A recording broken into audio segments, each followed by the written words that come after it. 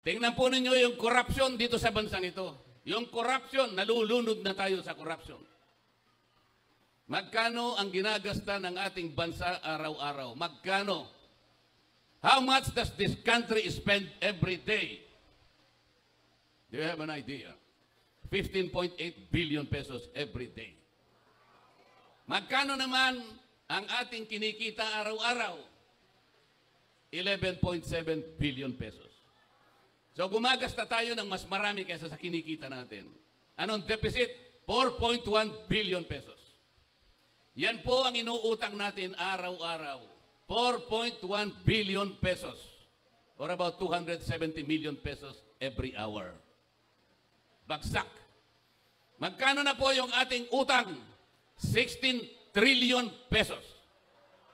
16 trillion pesos. Bigay ng akap. Akap dito, akap doon. Puro akap. Hindi po yan ang gawain ng House of Representatives.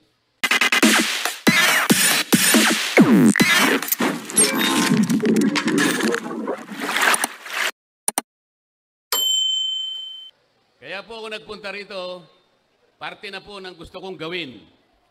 Sapagkat hindi na ako masaya doon sa House of Representatives. Pagka nilalaban natin ang katwiran, pag sinasabihan natin sila kung ano yung tuntunin, kung ano yung dapat gawin para hindi nag-aaway-away. Baligtad po yung nangyayari. Pag ako na nagsasalita, guguluhin nila ako, pagtutulong-tulungan nila ako, pati nga po yung hopya na kinakain ko, kukunin pa nila. Ganun po yung mga taong yun. Nung isang araw po, nagsalita ako sa grupo ng mga hilot, yung mga kumadrona. Mga ganito rin karami po, mas marami pa dito. Sabi ko sa kanila, magsusumbong din po ako sa inyo. Kasi, napagalaman ko, pagka ang isang bata ay napanganak dito sa mundo at ang nagpaluwal ay kumadrona o yung hilot, yung bata na yon matalino pala. Alam niyo kung bakit? Tingnan po ninyo yung mga kasama ko sa Quadcom. Napanganak lahat sila sa ospital. Ako napanganak ako, hilot po, dahil mahirap lang ang buhay ko. Napanganak sa ospital, tingnan nyo, pumurol ang mga ulo. Sabi nila, magkaisa tayo. Gumawa sila ng manifesto. Kailangan kanya, magkaisa tayo sa katapatan at paninindigan para alagaan natin ang ating bansa. Paanong pagkakaisa yon? Paano magkakaisa ang isang bansa kapag ka ini-impeach mo ang Vice President? Hypocrisy. Nagpapanggap. Nagbabalat kayo. Ano po yung nagpapanggap sa Bisaya para ma-emphasis? Ha?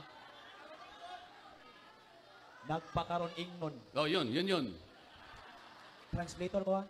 Sabi ko, pagtulungan natin, napakaraming problema ng bansa natin. Ang kuryente, napakataas ang kuryente sa bansang ito. 10 bills, power bills ang ipinail ko.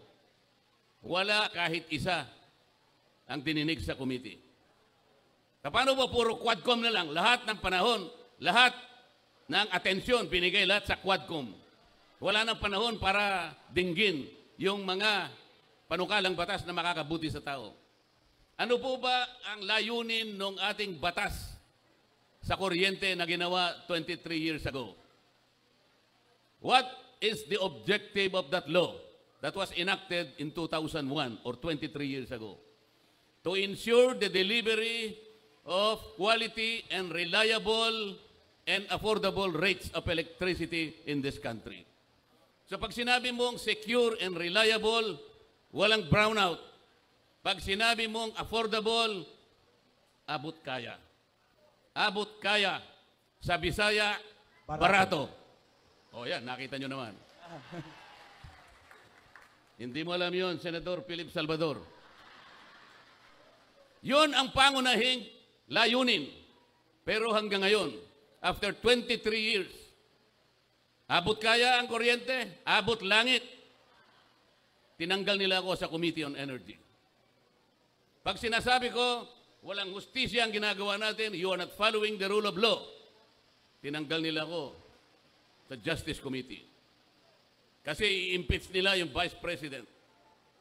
Para hindi na ako siguro makasali, tinanggal nila ako sa Justice Committee.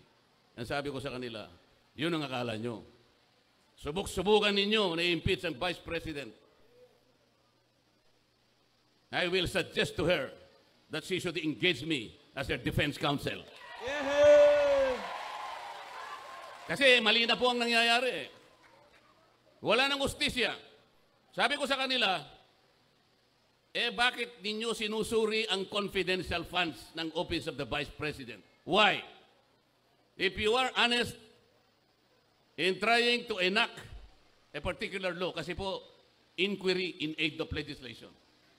There are more than 400 offices and agencies of government, beneficiaries of confidential funds.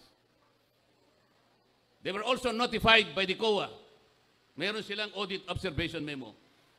Bakit yung opisina lang ng Vice President ang ating iniimbestigahan kung talagang hindi kayo namumulitika? 400 offices ayaw nyong imbestigahan. Only the Office of the Vice President. Politika po ito. Pangalawa, sabi ko, yung pag-audit, yung pag-examine ng mga papel, ng mga reports about public expenditures, ito po'y trabaho ng COA. There is only one office. There is no other office mandated to audit and examine expenditures of public funds. Only the Commission on Audit. Ang sabi ko, bakit po natin ginagawa ang trabaho ng COA? Kayo naman, Commission on Audit, bakit nyo sinurrender ang inyong tungkulin? Meron pong problema dito, sabi ko. Nilalabag natin ang saligang batas. What was delegated can no longer be delegated. Kaya lang po pag ako nagsasalita ng ganito, pinapaalala ko sa kanila, tinuturuan ko sila, ang pinasasagot nila sa akin, yung mga magugulo. Guguluhin nila ako. Hindi sila makikipagdebate. Ang gagawin nila, manggugulo lang. Pagkatapos, papatayin nila yung aking mic. Papatayin nila. Ganito po ang nangyayari sa ating bansa. Sa ngayon po, nakakaawa ang kalagayan ng ating bansa. Napakamahal po ng kuryente, napakamahal ng presyo ng bilihin, napakamahal pa rin ng tubig. Ganyan po. Walang tumitingin dyan. Ang gusto lamang nilang gawin, maghearing ng maghearing sa Quadcom. Ang Quadcom, wala silang ibang subject matter, kundi i-prosecute ang dating Pangulo ng Republika ng Pilipinas. Nakakahiya po ang kanilang ginagawa. Kaya sabi ng mga kasama ko, total, magulo na kayo dyan, lumipat ka na lang sa Senado. Pumunta ka sa Barangay Taloma proper. Magpatulong kayong dalawa ni Philip Salvador. Para sa ganon, magkaroon ng kalidad ang Philippine Senate. Tingnan po nyo ang Senado ngayon. Tingnan nyo ang Senado ngayon. Kumbaga sa niluto, hindi mo malaman kung anong klaseng luto. Kilala nyo naman kung pabalik-balik na lang sila dyan. Kayo rin naman kasi yung may kasalanan eh. Paulit-ulit, pabalik-balik. Pagkatapos ganito pa rin ang kalagayan ng ating bansa. Mahirap pa rin ang ating bansa. Merong isang matanda na nagsalita. Isa siyang scientist. Insanity, sabi niya. Sa Tagalog, kabaliwan. Ano po yung insanity sa Bisaya? Buwang. Kabuwangan. Insanity is doing something over and over and over again, but expecting different results. Boto na kayo ng boto sa kanila. Ganun pa rin. Hindi tayo makakakuha ng resultang mabuti para sa ating bansa. Bakit hindi natin testingin si Philip Salvador? Isama nyo kami doon.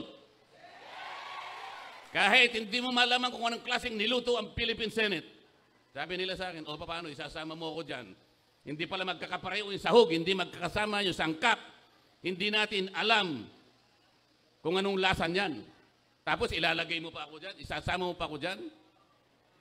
Hindi po, kanya, ganito po ang gagawin natin. Dahil nga hindi natin maintindihan kung anong klaseng luto na yung Philippine Senate, kayo po ay ilalagay natin dyan para po magsilbi kayong magic sarap.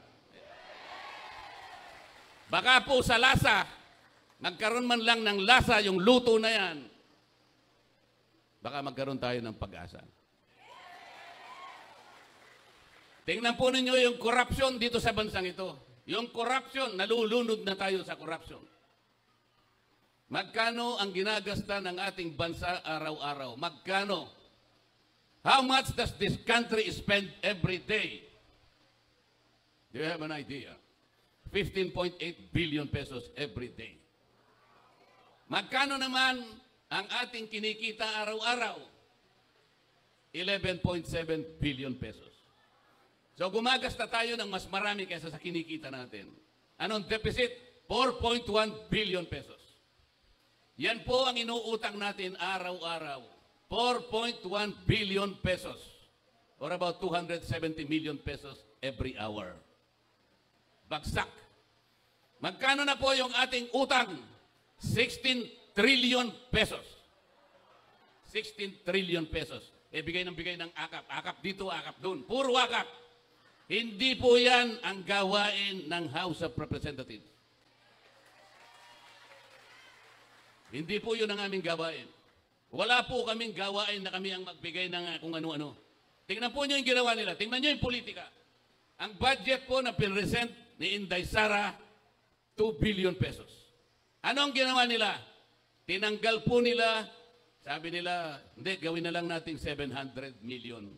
Kasi yung ibang budget mo rito, ginagawa na rin ng DSWD. Yung iba, ginagawa na rin ng DOH. Yung iba, ginagawa na rin ng CHED. So, para walang duplication, tanggalin na natin yan. 700 na lang ang budget mo, Madam Vice President. Pero tingnan mo, sila nang namimigay sa binibigay ng DSWD. Akap dito, akap doon, puro akap, puro akap. Kunin po ninyo yung pera, hindi kanila yon, pera ng gobyerno. Walang mangyayari po pagka ganito ang gagawin natin. Pag nagbigay ka lang puro ayuda, puro subsidy, hindi po lalakas ang ating ekonomiya. Ang mangyayari po niyan, pagkakuha ng pera, pupunta po sa mall, wala na. Wala na. Walang production na katapat. Hindi aandar ang manufacturing. Hindi aandar. Kailangan po umandar ang manufacturing para tumaas ang ekonomiya. Maraming trabaho ma-generate. Maraming produkto ang makukuha, bababa ang presyo ng pagkain. Yun po ang dapat natin gawin. Ang pinaka-problema ng Kongreso ngayon, yun pong oversight function, wala na pong nagbabantay. Marami pong batas na magaganda. Pero, wala na pong nagbabantay sa pagpapatupad ng mga yan. Katulad po ng sinabi ko sa kuryente, 23 years ago, dapat mababa ang kuryente. After 23 years, mataas pa rin ang kuryente. Tingnan po niyo yung mga barangay. Ilan ang barangay sa buong Pilipinas? Ilang bilang po? 42,000 barangays in this country.